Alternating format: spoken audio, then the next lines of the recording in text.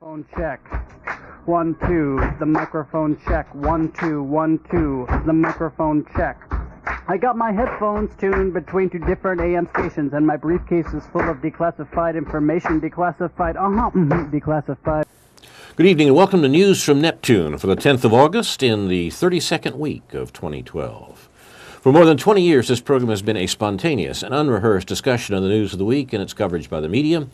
First on a so-called community radio station, and when locked out of there, welcomed, I'm happy to say, by the good people at Urbana Public Television. I'm Carl Estabrook. My discussants tonight are David Green and Ron Szoke.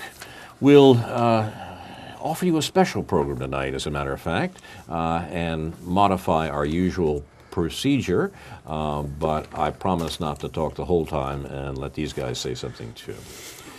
Our program's name, News from Neptune, was chosen to honor Noam Chomsky, who's been talking sense about American politics for more than twice the 20 years that we've been on the air. Chomsky has said that in the American media, either you repeat the same conventional doctrines everybody is saying, or else you say something true and will sound like it's from Neptune.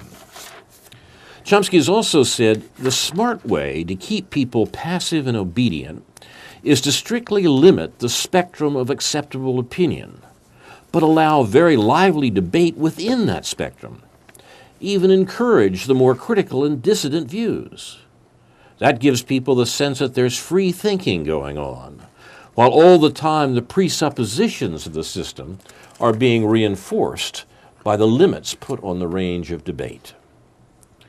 Tonight we're honoring two people who consistently, and I may say gleefully, stepped outside the limits put on the range of debate and exposed the presuppositions of the system, thereby rendering a great service to all of us. Alexander Cockburn and Gore Vidal both died in the last month, and politics in America are much the poorer for it. Cockburn, whom I'm proud to be able to claim as a friend, was recalled by his friend Con Hallinan as follows.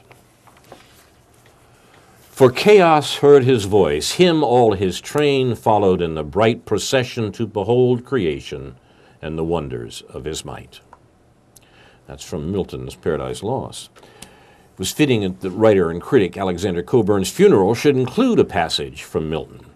For more than 50 years, Cockburn combined polished, erudite writing with fierce political insight in the tradition of the great 17th century English polemicist.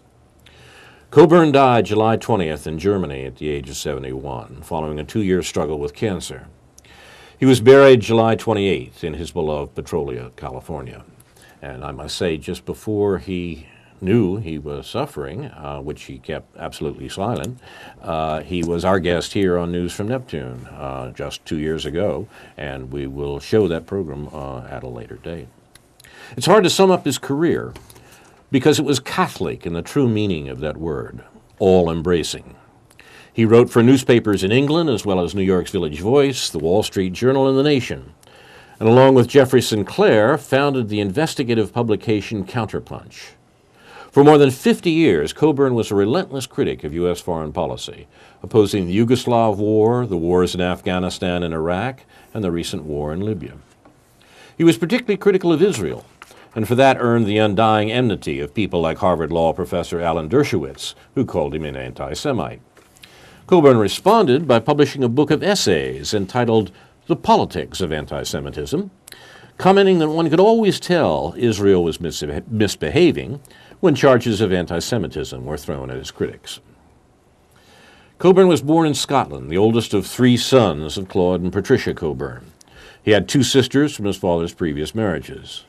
The family moved to Youghal, County Cork, Southern Ireland, in 1947, and Cockburn lived there until he went to Oxford in 1960. Graduating from Oxford in 1963 with a degree in literature and language, he worked as a journalist in London. He moved to the United States in 1972. I must say that I'm recalled by this recollection. I remember that my first encounter with Alex Cockburn grew out of England in the 70s. I was there in graduate school and came across the biography of his father, Claude Cockburn, delightfully titled I, Claude, And it was given to me by English friends who said, well, he's sort of the English I.F. Stone. That's not a bad description. When I got back to the U.S., I found that his son Alexander was writing for the Village Voice, and so made a point of getting my hands on the Village Voice and reading Cockburn's materials that appeared there. He left the Voice in 1984 and began writing a column named after one of his father's novels, Beat the Devil, for The Nation. He continued to do so up until a few days before he died. His last column appeared in The Nation July 30th. In 1996, he and Jeffrey Sinclair founded Counterpunch, a combination print and online investigative magazine that features some of the leading writers on the left, and indeed features some of the writers in this room, too, I might say, I'm happy to say.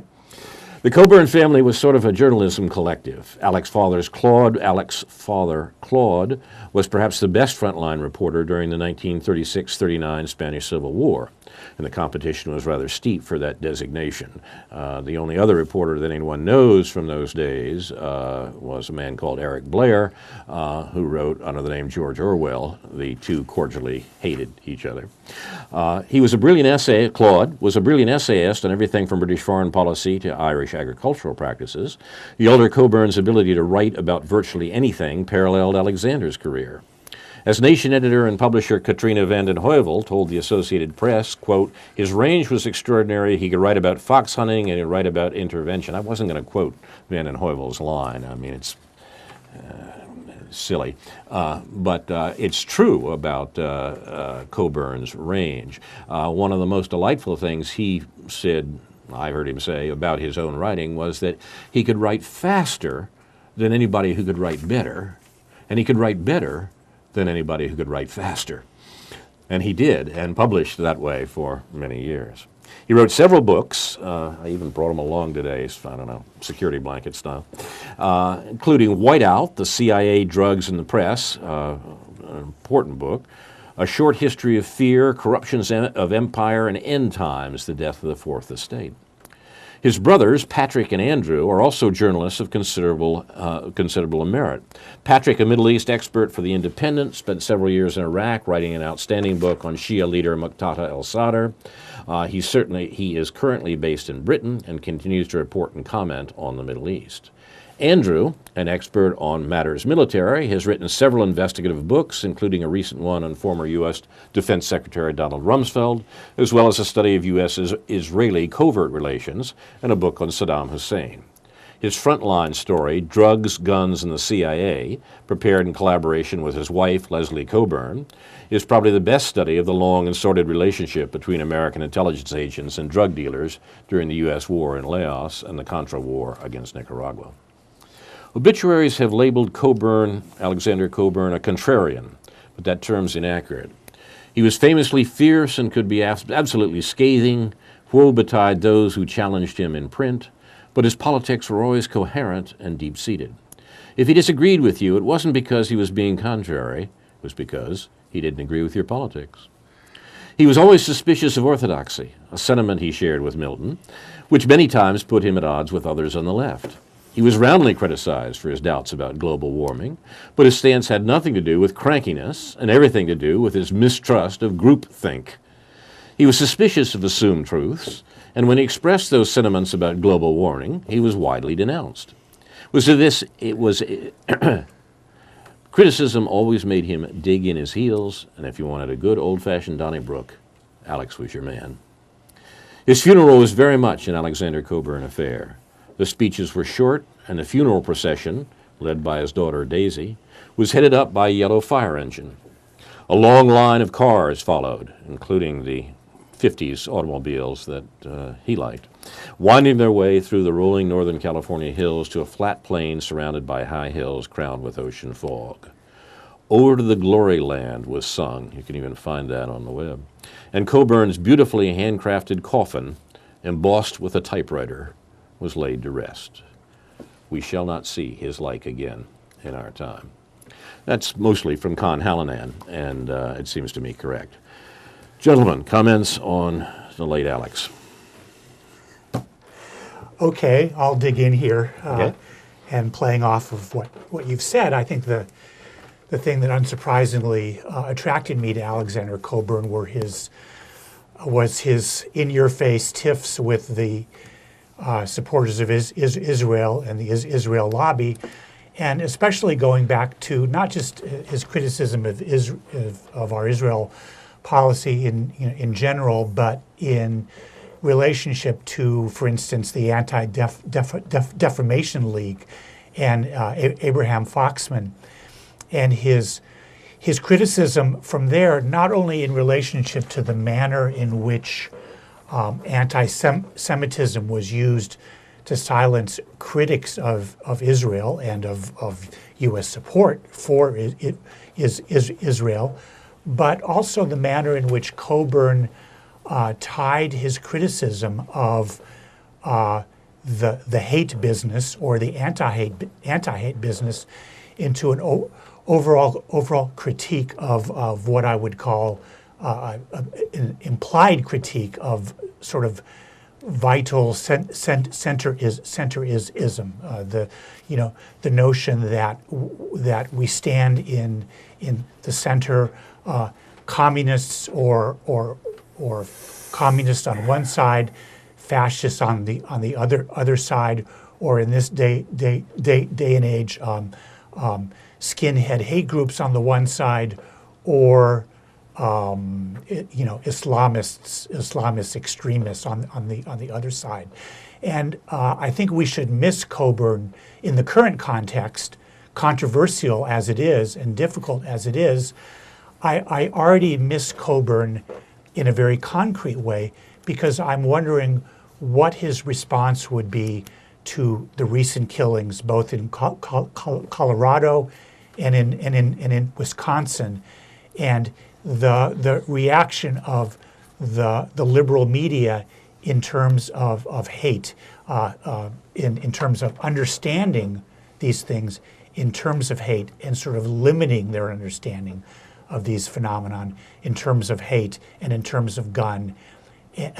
And of course, another thing that Cockburn was much criticized for was his lack. He may have supported gun control at some level, but as a kind of general issue, he was skeptical of those who saw gun control as an answer to some of these fundamental issues.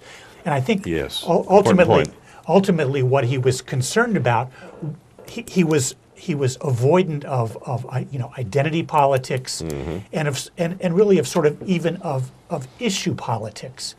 He tended to see things in a kind of broader context and ask, I think the implication of so many of his views was to force people to look more broadly and deeply into some of these issues and ask whether we're, not from a doctrinaire point of view, not from a Marxist point of view, but from just a sort of fundamental, ultimately class-based point of view, right, as to whether we were really getting at getting to the bottom of these things, and whether dealing in issue politics such as anti-hate or anti-Nazi or gun control or even global warming was really getting at some of the political basis for these problems. And so I'm already asking myself how he would, when he sees the Southern Poverty Law Center trotted out this week on Amy Goodman. I mean, he was the Southern Poverty Law. He was a harsh critic of the manner in which the Southern Poverty Law Center raised funds, and he felt exploited the issue of hate as a kind of fundamental issue.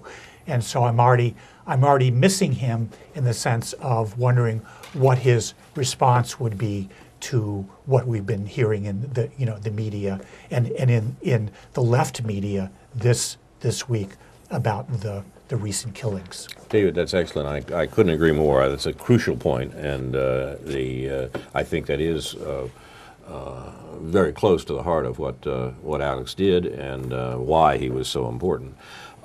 Shall we mention here, on your first point on Israel, we take up the fact that Alex bought some version of the Mearsheimer-Walt view of their as set forth in their book, Israel Lobby, that the American national interest, he wouldn't have spoken that way, but that American policy was often hijacked by Israeli interests. He published on Counterpunch Jeffrey Blankfort, who takes an extreme vision of that view, and he also at least avoided publishing people whom he'd published before, whom Counterpunch had published before, who didn't agree with the Mearsheimer-Walt thesis, or with its extreme version, Jeffrey Blankfort, notably yourself. Yeah. Yes. So I do have a but a it certain seems personal interest in this particular issue. And we, yeah. I mean, we've set out here before why the Mearsheimer-Walt position seems mistaken, and when Cockburn was our guest here, we asked him about the difference between himself and Noam Chomsky on this issue, and I think that simply has to stand there as a at best. A difference in emphasis, perhaps. I think the description you just offered of what Alex did and how he did it is extremely insightful. And on this case, it seems to me that he didn't go far enough. Yes, I would say that, and I'm not, I mean, I haven't been upset about that in any personal sense or offended sense in quite some time, because, the views are out there, people can read them.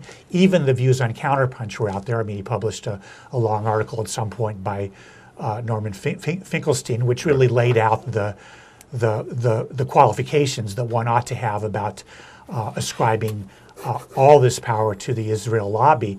So the views were there. There weren't enough views, including some of my own that I would have liked to have seen on Counterpunch. But that has certainly been aired out on that website and various websites over recent years, and I wouldn't say is even as much of a hot button issue in the political context. I think it just isn't quite as relevant to what's going on now and what's being debated in terms of the U.S. role in the Israel-Palestine conflict.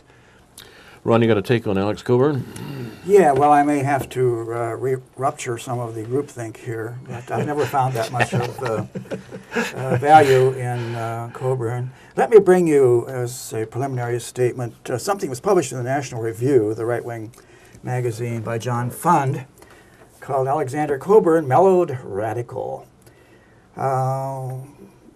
Cockburn was breathing defiance, as usual. The left-wing radical columnist for The Nation died Saturday of cancer at age 71, once said he would disdain any obituary from the right that didn't bitterly attack him. So, great. This says, over the years he mellowed, even as he sometimes denied it. He became an American citizen in 2009.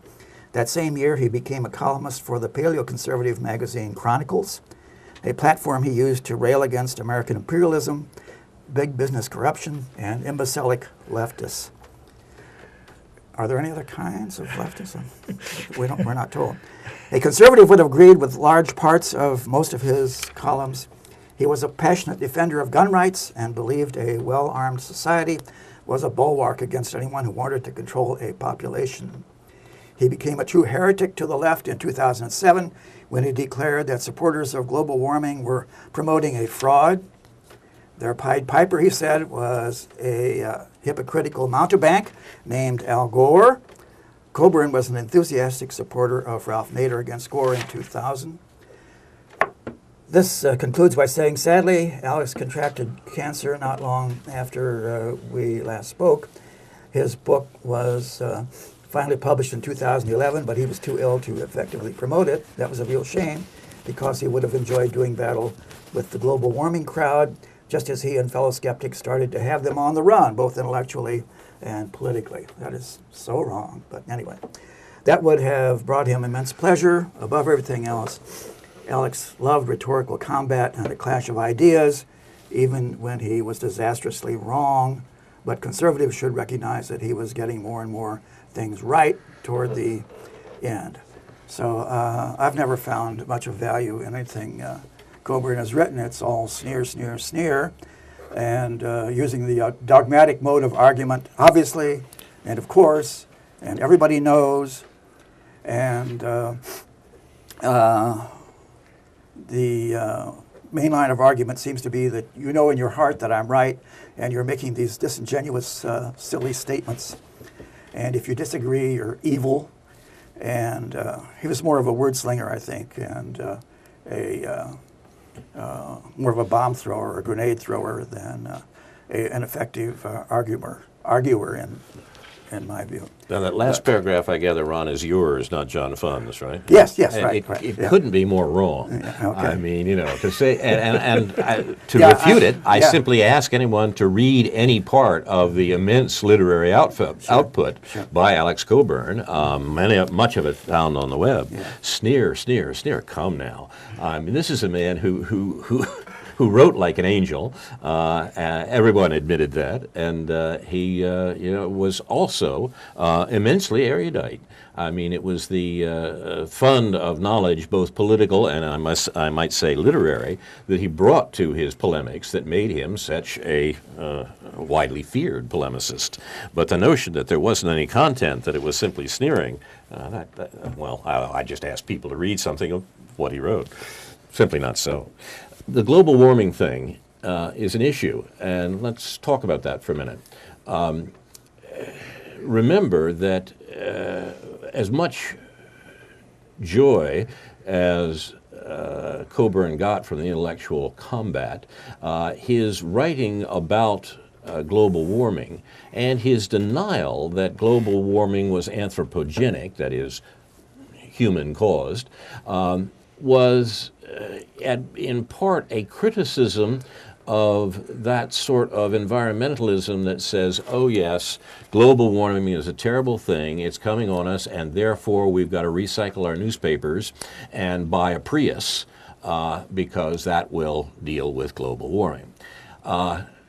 Alex was not an anti-environmentalist. When he formed his investigative journal, Counterpunch, which remains the best political newsletter in the country, I think, he chose as his colleague a younger man who was fast becoming the best-known environmental writer in the country, Jeffrey Sinclair.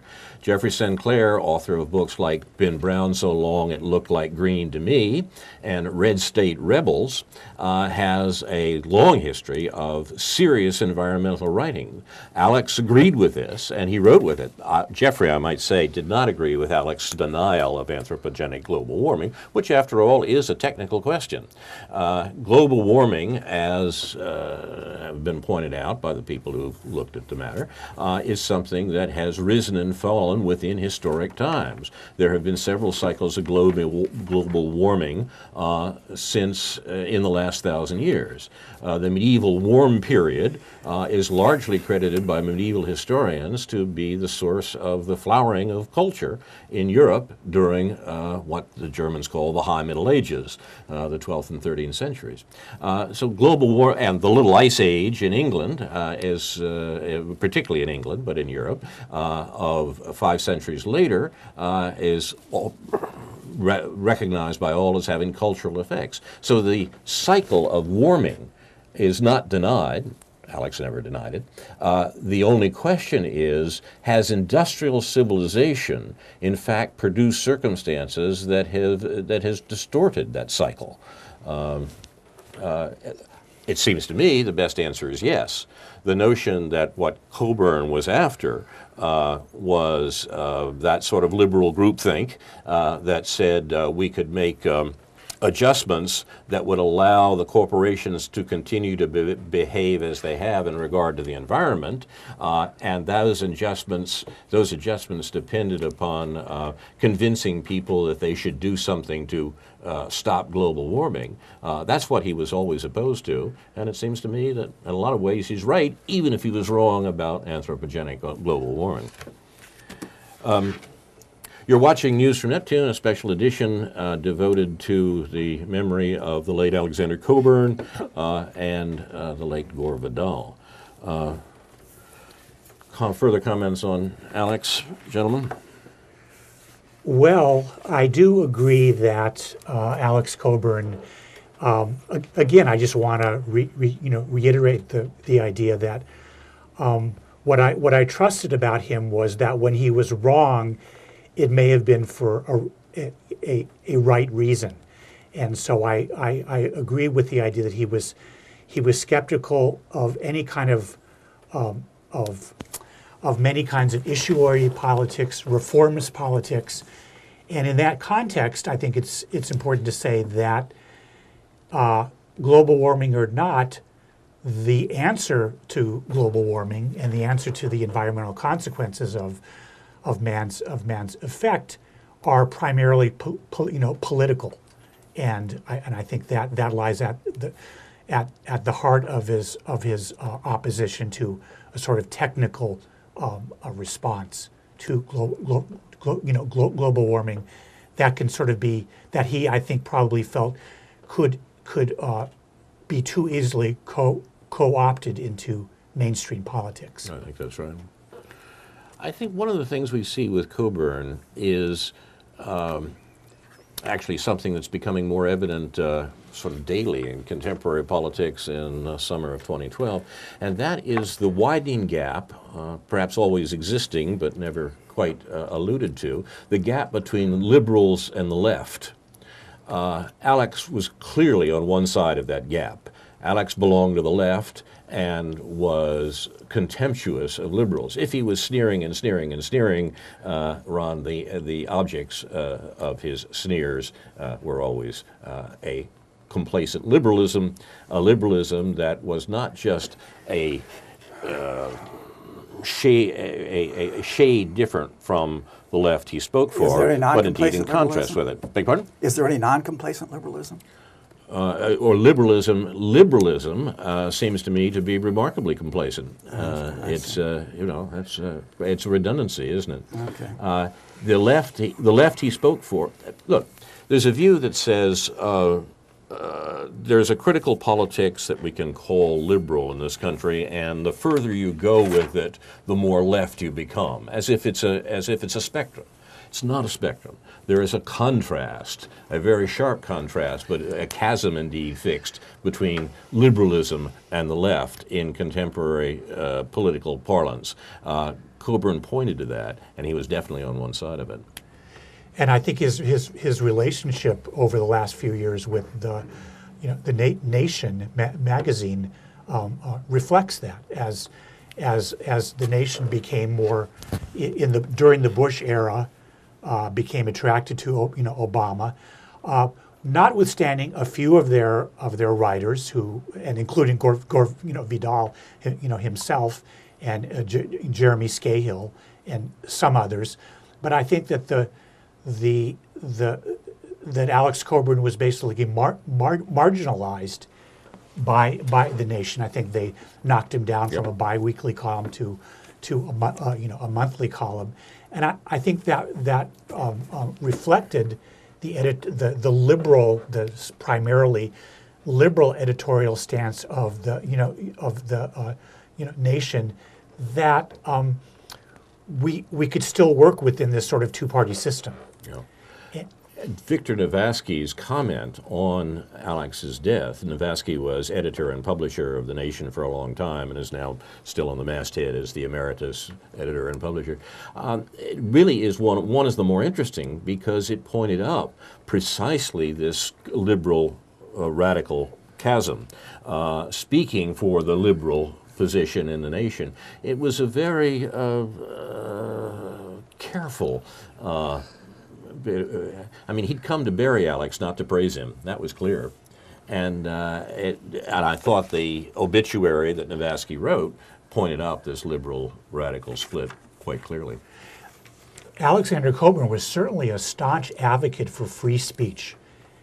But one of the things I recall him saying, I think it was actually, I'm sure he said it more than once, but this was especially in an interview he did on our local public radio station that he did with Robert McChesney several years back, and something that he has said and that Chomsky has said also many times, is that he felt it was always liberals that were the first to silence dissent from the left. Exactly. And that also explains the peculiar and ongoing relationship we find between one aspect of conservatism, generally known as libertarianism, and the attraction of someone like Cockburn, and ultimately, as you read, his writing in some conservative journals.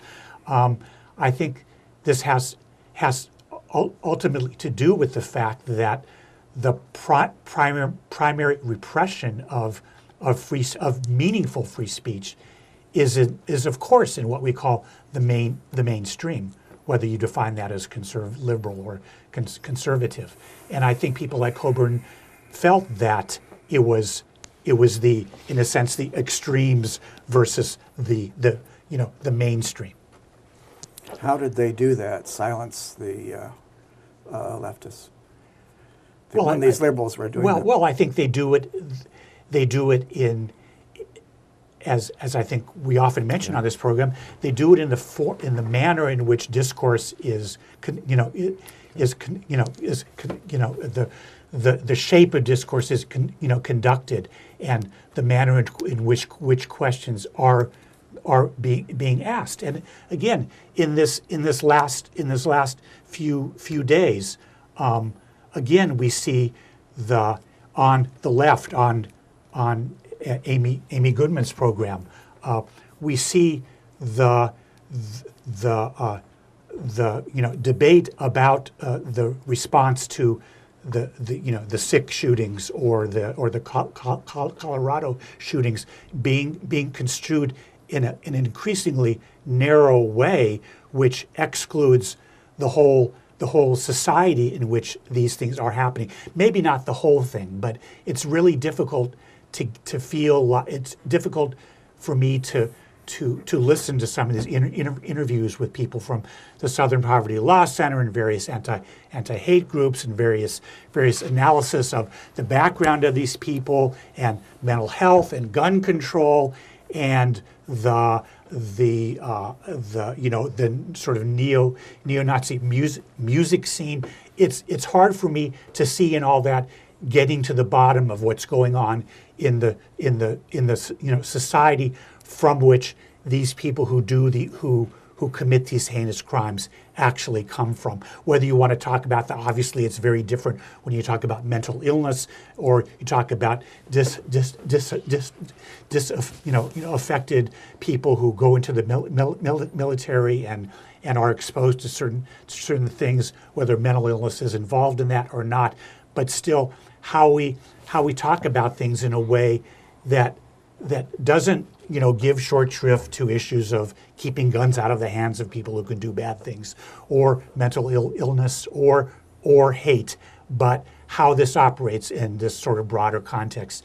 And I hear Cockburn, from his grave this week, not necessarily liking the way in which these debates are played out in what is called the left media in this country. The point that we started with tonight, the discussion of the limits of allowable debate, it seems to me to be the primary mechanism for excluding voices like Cockburn's and Chomsky's and other people on the left that do not fit the liberal paradigm. There was an issue of the journal The American Prospect a couple of years ago. American Prospect is, if you want an example of American liberalism, even better perhaps than The Nation, go to the Liberal Prospect, to the American Prospect, should be called the Liberal Prospect, because it's thoughtful articles, think pieces, but think pieces that carefully define the limits of allowable debate. This is the discussion that we really should be having, the American Prospect suggests to you. And as a result, there's some good things in there. But the point is to police the boundaries, to make sure that people like Cockburn don't get into the discussion. On the cover of the American Prospect at the time of the 2008 election, there was the picture of the poor, beleaguered liberal beset on two sides by opposite demons. The demon on one side was a caricature of Dick Cheney. The demon on the other side was a caricature of Noam Chomsky. Now that's that's policing the boundaries for American liberalism. Those are the boundaries that Cockburn was rightly contemptuous of, and we will miss him, and it will be our job to violate those boundaries as frequently as possible. You're watching News from Neptune. There is another figure, as I say, who died in the last month, who also crossed these boundaries, not always in quite the same way as Cockburn, but outraged people from various directions for his crossings of the boundaries. And often he did it with also literary flair, and did it even in writing novels about American history that challenged the received wisdom of American history, such that, for example, Abraham Lincoln was a demigod who freed the slaves. Gore Vidal's novel, Lincoln, which appeared in the late 70s, presented another view of Lincoln, and one that we have to say, in retrospect, after a generation, looks much more accurate than the sorts of things you were taught at school about Abraham Lincoln.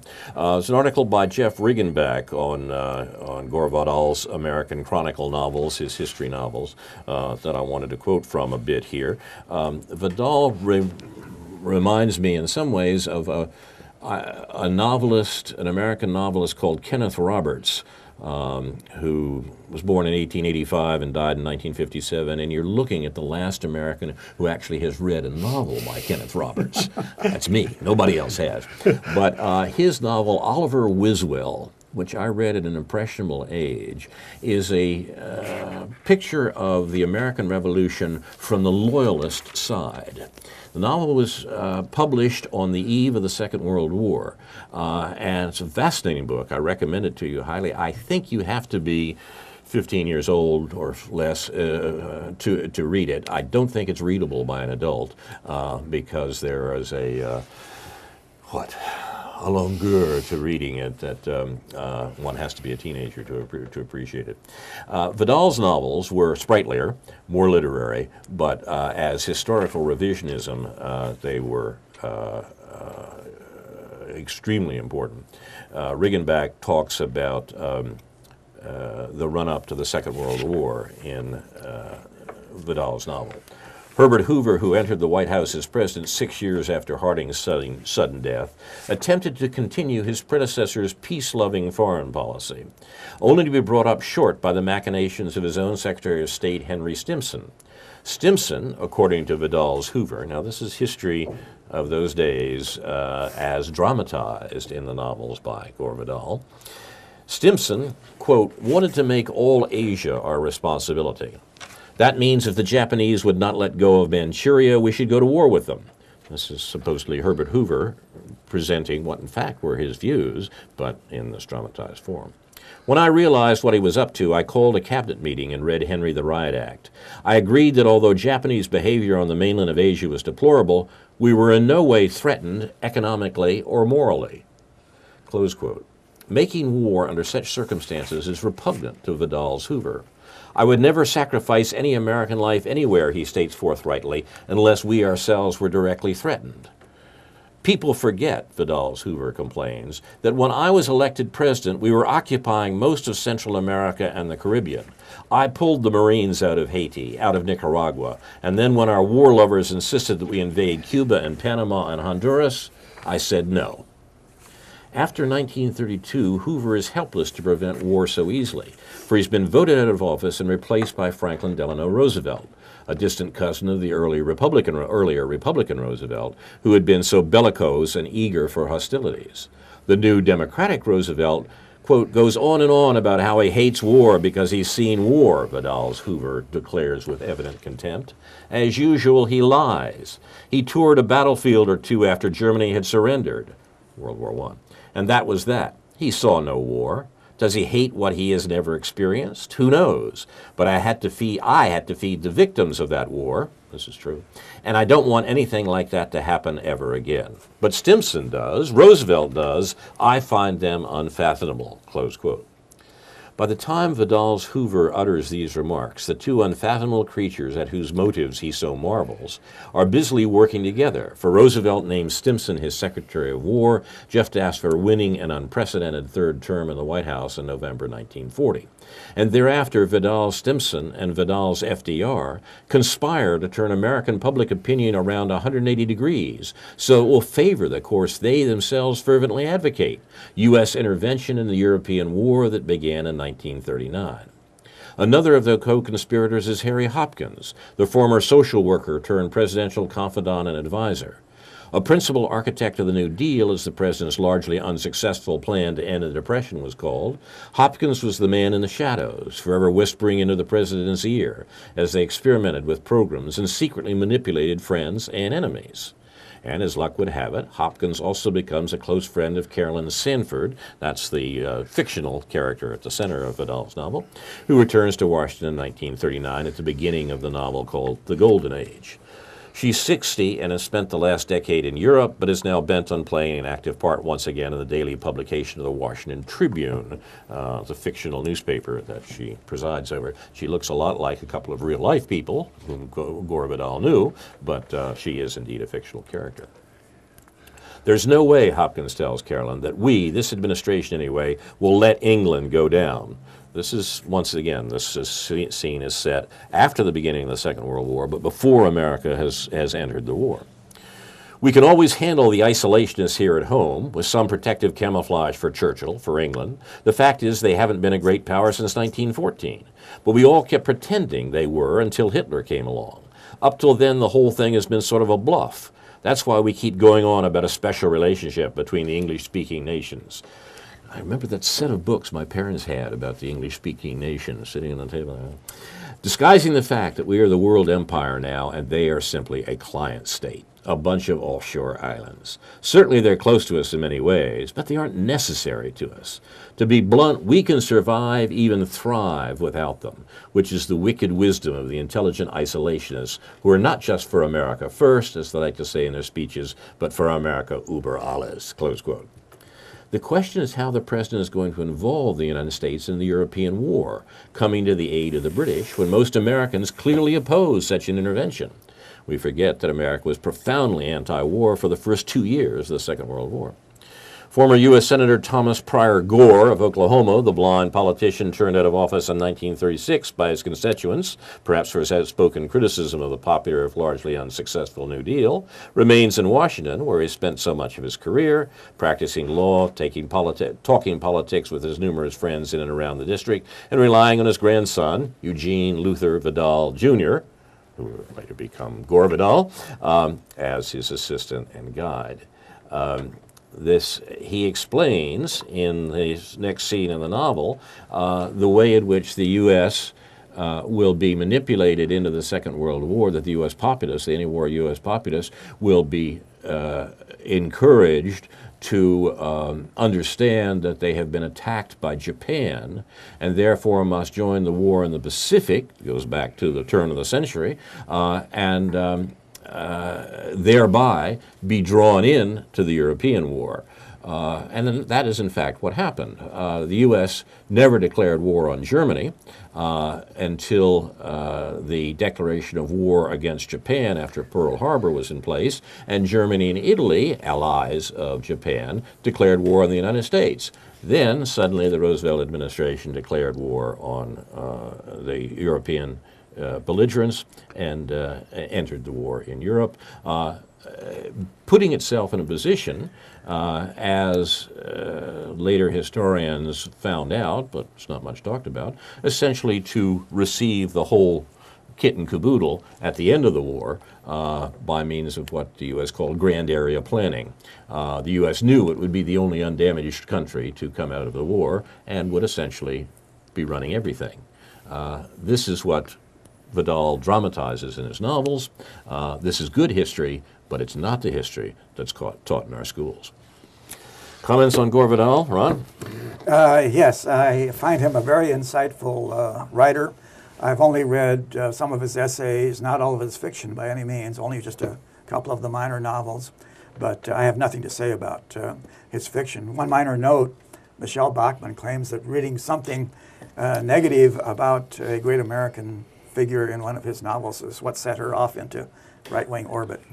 But anyway, That's my interesting. contribution will be just some of the amusingly bitchy thoughts of Gore Vidal that have come up online since his death, avoiding anything more substantive, I guess. But there's plenty there concerning American imperialism and the effective coup d'etat that's occurred in this country by the big rich, basically. But Gore Vidal, this says, in these quotations, an eclectic author who faithfully chronicled the major shifts and upheavals in the United States in books, essays, and plays, has died. He was 86. Here are a dozen of his best quotes as gathered by the Gore Vidal pages. Whenever a friend succeeds, a little something in me dies. I remember that well, and that's so, God, that's so true. Yeah, these are things that people wouldn't dare say publicly. He dared to say that. Right. It is not enough to succeed. Others must fail. I can understand companionship. I can understand bought sex in the afternoon, but I cannot understand the love affair.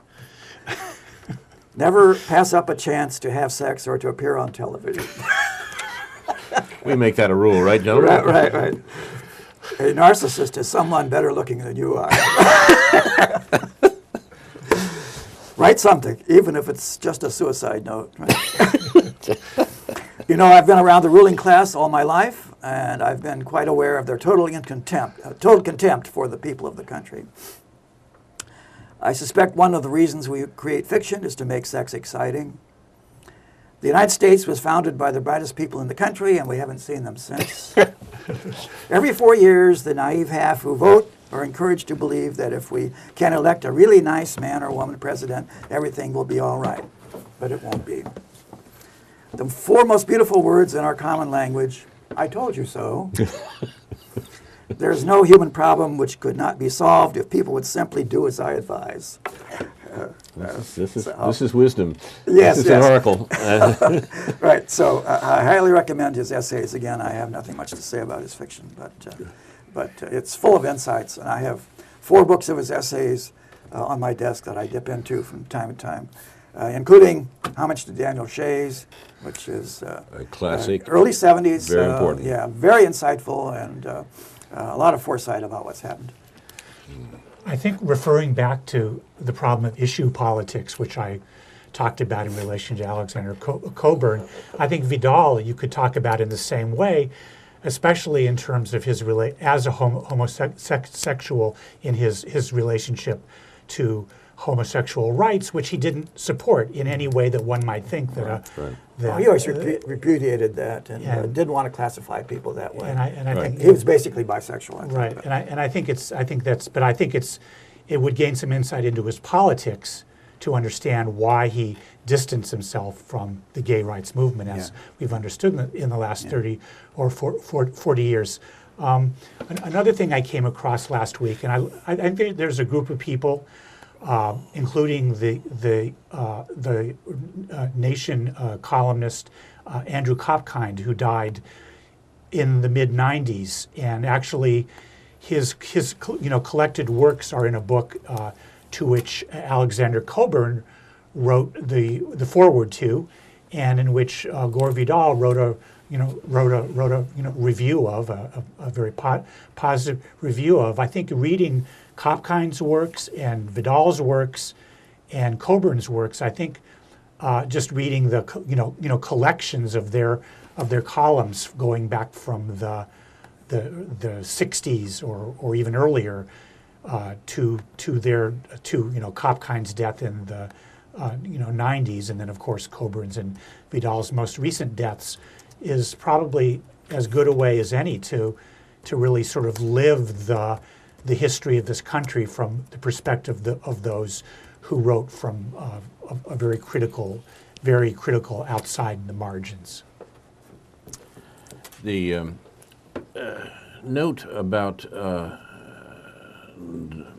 identity politics that characterizes both Cockburn and Vidal is a hostility to essentialist thinking. It's interesting that both of them, in late writings, mentioned this. Cockburn, in his usual fashion, ascribing a discussion of it to the French intellectual Roland Barthes, and saying that Americans are no more attracted to essentialist thinking than when they talk about their political heroes. Obama is a good man. We vote for essentialist thinking. We vote for him and ignore what he's actually done, ignore the actions, because, of course, he's a good man. In a similar vein, we might say, Vidal rejected the notion that one could talk about the homosexual in an essentialist fashion. Yeah. There isn't any such thing, said Vidal. There is no such thing as a homosexual or heterosexual person. The words apply to actions, he said. There are, as Ron pointed out, he thought that most people were a mixture of impulses, if not practices. And therefore he was not a recruit to the sexual liberation movement of the modern period, and was a severe critic of it, in spite of the fact that his original literary work was excluded and not published, and indeed not even reviewed by the regular reviewers because it had homosexual themes. Yeah, well, The City and the Pillar, which came out right after World War II, right, caused him an enormous amount of trouble because it had a homosexual main character, which was still taboo in literature at the time. Exactly. But David's point about identity politics seems to me to be the essential note here. About the essay, the homage to Daniel Shays, what that essay is about is the formation of the Constitution. And against this notion that Americans are still apparently taught in school that the Constitution descended in its final form from heaven into the hands of the Philadelphia Convention. He talks about the real politics that produced the Constitution of the Second Republic of the United States, under which we are supposedly working these days, although there certainly are many reasons to think that we aren't. His presentation, once again, was fictional in addition to the essays that Ron mentioned, particularly this one. His book, Burr, which is about the great villain of American history, the great Professor Moriarty to Jefferson and Sherlock Holmes, this book is about a good deal more than Aaron Burr. It's about the founding of the country, the writing of the Constitution, and the contradictions contained within it. This is extremely important, and the country would be a lot better off if we used Gore Vidal's series of American Chronicles in high school history classes. Isn't that the guy who killed Alexander Hamilton in the duel? Yeah. Mm-hmm. Mm-hmm. More about Vidal, gentlemen. Well, just one comment. Vidal certainly can be seen in as a sort of arrogant man, and I think he sort of reveled in being an arrogant man, and he could be delightful and even lovable as an arrogant man, and never more lovable. And this brings us back to Alexander Cockburn's relatively early criticism of Zionism and so forth.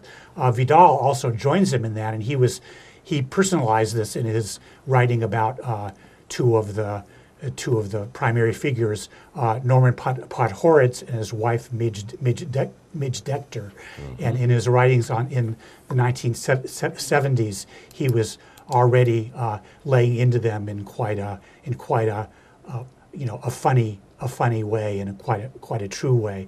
And so that's, again, as I read back into some of these people who were quote unquote ahead of their time in being critics of being critics of Israel and not afraid to expose themselves in that way. Certainly, Cockburn and Vidal fall into that category. Yeah, 2 points to conclude. The thing that came up in the popular media always after Vidal died was his confrontation with William Buckley. There were remarkable parallels in their lives, both being sort of aristocrats and whatever. And they were calling each other names at one point and almost got into fisticuffs apparently on television or whatever. It was kind of funny. I actually saw that. I'm old enough to have seen. I'm watching television. It was a convention. It was at a Republican Republican convention, exactly. Yeah. And they were commentators, and the idea was, hey, let's get a left and right and commentator. And so they were sitting sitting about the way we are right now and no further apart. Yes, it was. Everybody was amused by it because we were used to seeing things like that on TV. The other point is a reporter who went to Vidal when he was living in California and said, what would you recommend that people read in order to acquire political wisdom or something? 2 things: Federalist Papers and Thucydides, the Peloponnesian War. That's right. And that's often referred to, especially the part called the Melian Dialogue, in which the Athenians talk about their point of view on overwhelming the poor inhabitants of the island of Melos. We might say that there's a peculiar connection here with our own mentor for News from Neptune, Noam Chomsky, in that Chomsky has regularly, over the years, quoted 2 particular documents. One, the Thucydides Peloponnesian War, the Melian Dialogues, the strong do what they can, the weak do what they must, and has referred to this account, this first history, perhaps, first political history at least, as an insightful account of what remains perennial politics. The other thing Chomsky quotes is James Madison about the Constitution. The notion, Madison, of course, was one of the principal authors of the Federalist Papers, but not in the Federalist Papers, elsewhere, is Madison's comment that the point of the Constitution was to protect the property of the rich, and that the issue was to construct a government which would do that. Chomsky quotes that. Most people don't quote that part of Madison, do you remember the precise thing? The opulent of the word opulent is the one right. that sticks out in Madison's quotation. Yeah. So in a peculiar way, Chomsky and Vidal, who couldn't be more different in other ways, were drawing on quite similar sources here, and to, I might say, a similar effect. Yeah. You have been watching News from Neptune for August 10th, and it's the 32nd week of 2012. Our program is named in honor of Noam Chomsky. This has been the Requiescat in Pace edition in honor of the late Alex Cockburn and Gore Vidal. In 1535, the day before his government executed him, not much different from our government, I guess, the lawyer and litterateur Thomas Moore wrote to his daughter Meg, "Farewell, my dear child, and pray for me, and I shall for you and all your friends, that we may merrily meet in heaven." If our programs interest you, you might want to look at other programs heard regularly and repeated throughout the week on Urbana Public Television. I don't have the complete list right now, but I do know it includes Democracy Now!, which we've mentioned, every morning at 7 a.m. here on UPTV, and the Tom Hartman Show every morning at 8. There are other programs during the week that you can find on the schedule that you would find interesting if you have been interested in what we've had to say this evening. I'm Carl Estabrook. My discussants tonight on News from Neptune have been David Green and Ron Szoke. This and other editions of this program can be seen on the website newsfromneptune.com and on Facebook. I can be reached at carl@newsfromneptune.com and on Facebook, and I'm happy to receive your comments.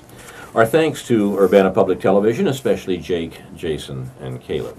Inshallah, we'll be back next week with a new edition of News from Neptune to remind you, in the words of Edward de Vere, what's past is prologue, what to come in yours and my discharge. In the meantime, confusion to our enemies, and a good night to you.